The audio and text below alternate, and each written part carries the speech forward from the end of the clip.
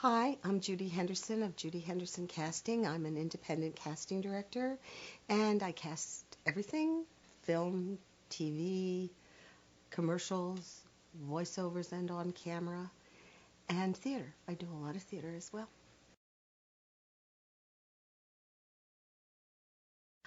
I came to New York and I was married and didn't want to teach, and I had a letter of introduction to a friend of my father's and mother's sister, and she worked for a producer. And I saw the anime, Franklin was her name, and I went and met her, and she introduced me to Joan Dincheco, who was a casting director.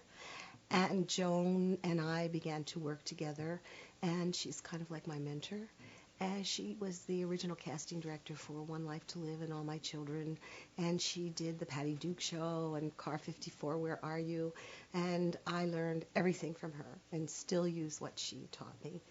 And after I worked with her, I went to a advertising agency, and I was there for a number of years, and from there I went out on my own. I have been doing this for a long time and still love it.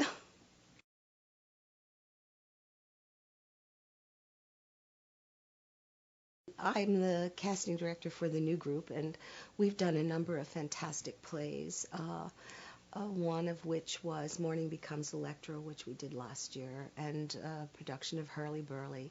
I was the original casting director for This Is Our Youth, Kenny Lonergan's first play, and now I'm casting his latest play, The Starry Messenger.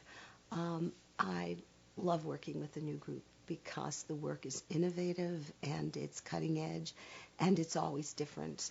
I also like doing films. I think that the three films that I loved working on were two with Richard Linklater. One was Before Sunrise, the other was Suburbia, and Eric Bogosian worked with us on that as well.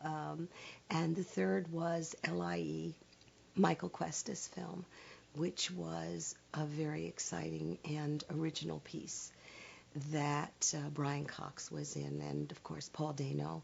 It was his debut performance. I think those three, and possibly the next film I did with Michael, which was 12 and Holding, because I was able to find some very exciting young performers who have gone on to do exciting work, and that's very fulfilling. I'm doing Michael's latest film now, Rhodey, and we've just signed some great people. I'm really excited about that.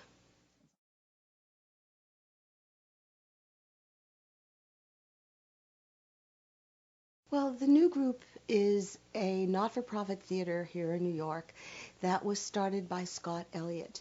Our first production was Ecstasy, the Mike Leigh play, and we were in this tiny, tiny theater. Uh, it was a black box theater, and that's the kind of theater that has no stage. The audience is sitting in a raked space, and the stage is the floor of the theater.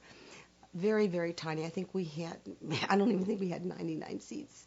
And it was a huge success, and Scott became an overnight sensation from that production. And we were sort of on the map as the interpreters of Mike Leigh in America. We've since done most of his plays, and they have been very well received. Uh, I think that I like working with them because they're so nice. Scott is a super guy, and the whole group at the new group is special. I'm part of that family, and that feels very good, especially when most people don't have an ongoing relationship with a company. So it's like a safe haven for me, and I'm able to do creative work, and I'm part of the team always, and it's been very emotionally and artistically rewarding for me.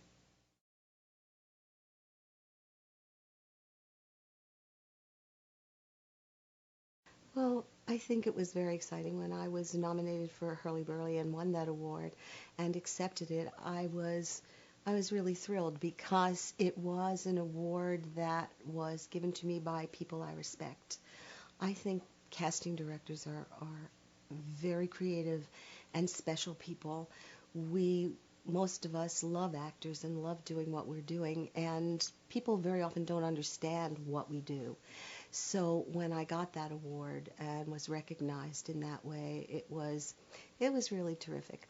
The nominations are also terrific. I was nominated for 5 pieces of work for plays and the film LIE, and to be recognized in that way has been an extremely satisfying, emotionally satisfying part of my life. I also was picked as one of the top 20 casting directors in the country by the Ross Report, which was a great honor as well. And from that, I was given all this stuff from, who's who in America and that kind of thing. And I thought that was really great until I found out you really had to pay to be part of it. So it was an honor, but I would have had to pay for that honor. So it wasn't really the same as the other recognitions.